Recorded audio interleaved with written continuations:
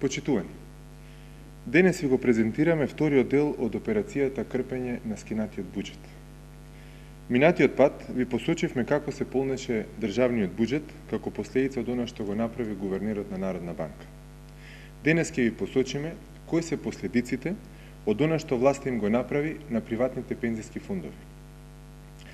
Се сеќавате дека во јули годинава беше изменет законот и власта ги натера приватните пензиски фондови пред време да продадат еврообврзница своевремено издадена од Република Македонија. Ваквата законска промена власта не можеше да ја објасни. Зошто приватните пензиски фондови да можат да имаат државни хартии од вредност издадени од Република Македонија на домашниот пазар, а да не можат да имаат државни хартии од вредност издадени од истата Република Македонија на странски пазар? Ова не е академска нелогичност. Владата предизвика конкретна финансиска штета за преку 300.000 граѓани кои се во вториот пензиски столб. Заради потезот на власта, 300.000 граѓани ќе имаат пониски пензии во споредба со пензиите што ќе ги имаа ако приватните пензиски фондови ја сочуваа еврообврзницата до крај, наместо да ја продадат пред време. Ако знаеме дека 300.000 граѓани финансиски се оштетени од законската промена што ја направи власта, зошто тогаш власта ги натера приватните пензиски фондови пред време да ја продадат еврообврзницата? Одговорот е едноставен. За да ги пренасочат парите од продажбата за крпење на скинатиот буџет. Податоците покажуваат дека во периодот од јули па заклучно со октомври износот на државни хартии од вредност што се во посед на приватните пензиски фондови се зголемил за 84 милиони евра, од кои 70 милиони евра се однесуваат на парите добиени од предвремената продажба на еврообврзницата.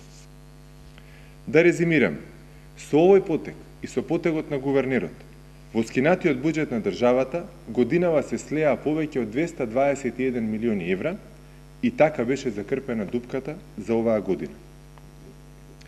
Почитувани, потезите за крпење на буџетот покажуваат дека власта не промени ништо во своето однесување. Иако се соочи со намалени приходи во буџетот, иако знаеше дека ќе предизвика финансиска штета за 300.000 граѓани, таа не ги запре рекламите и не ги скрати непродуктивните трошоци. Напротив, власта само грчевито бараше начин како да ја пренасочи секоја пара кон скинатиот буџет. Ова вака едноставно е неодржливо на долг рок и само е прашање на време кога балонот ќе пукне.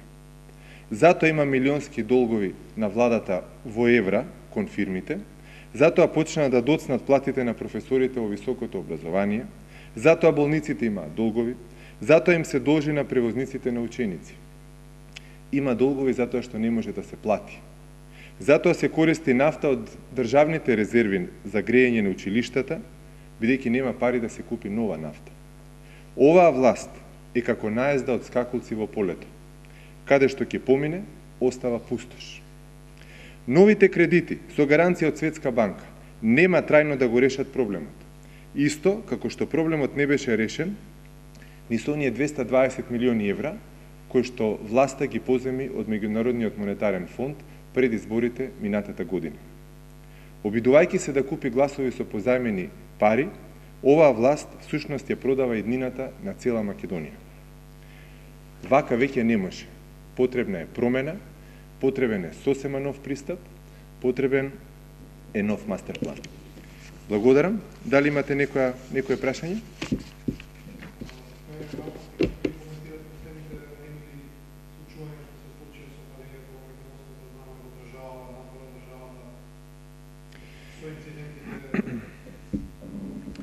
Јас можам да кажам дека овој јубилеј кој што го имаат албанците во Македонија оваа година е голем јубилеј за нив и тој треба да се почитува. Она што за жал не се случи, владеачката коалиција не ја искористи шансата овој јубилеј, затоа и служат ваквите јубилеи, да го искористи за сплотување на сите кои што живеат во Република Македонија. Таа шанса е пропуштена и како последица од таа пропуштена шанса, сега го имаме тоа што се случува. Во однос на конкретниот инцидент и било какви инциденти во ваква веќе сега ситуација. Оно што треба да се случи е да се почитува законот и секој да постапи согласно со овластувањата законски кои што му се даде. Благодарам. Дали има уште некој прашање? Благодарам.